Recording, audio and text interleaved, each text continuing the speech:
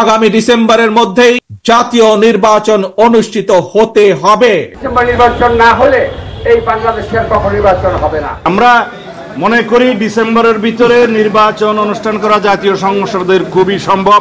আর কত দেরি করবে, আর কত কথা শোনাবেন?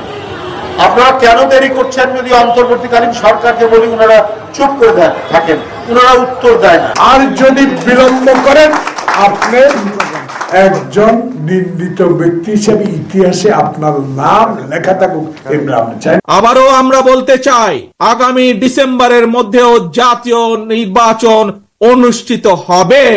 বারবার একই কথা, নির্বাচন চাই, নির্বাচন চাই, নির্বাচন চাই, ডিসেম্বরের আগেই নির্বাচন চাই। কেন ভাই এত তাড়াহুড়া কেন?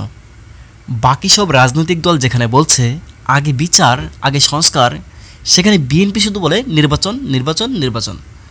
তারা আসলে কি চায়? তারা কি জনগণের ভোটাধিকার চায়, নাকি চায় আবার এক নতুন ষড়যন্ত্রের সুযোগ? তারা কি জনগণের উপর জুলুমের রাজনীতি চাপিয়ে দিতে যাচ্ছে? তারা কি সেই আগের সরকারের মতো নিজেদেরকে স্বৈরশাসক হিসেবে জাতির সামনে পেশ করতে চাচ্ছে?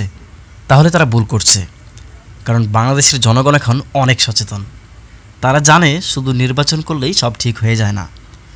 নির্বাচন যদি সেই আগের মতোই হয়, যেখানে কিছু লোক আগে থেকেই তাদের ফলাফল জানবে, তাহলে সেই নির্বাচন আর গণতন্ত্র দুটোই কেবল নামমাত্র। কিন্তু যখনই আলোচনার কথা আসে, তখন তারা শুধু এক কথা, নির্বাচন চাই। এজন্য আগে ভোট দাও, পরে দেখা যাবে কার কী অপরাধ ছিল। বিএনপি সময় দিচ্ছে না সিস্টেমটাকে ঠিক করার জন্য। আগের সিস্টেম ঠিক না করে যদি আবার নির্বাচন হয়, তাহলে দুর্নীতি, হুমকি, চক্রান্ত সব আগের মতোই থাকবে। আর বিএনপি সেটা ভালো করেই জানে। তারা চায় না বিচার হোক, তারা চায় না সংস্কার হোক, কারণ বিচার সংস্কার হলে অনেক সত্য উন্মোচন হয়ে যাবে।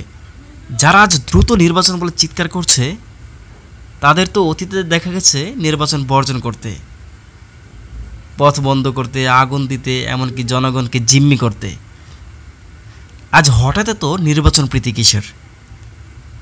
না ভাই, জনগণ এখন আর অন্ধ নয়।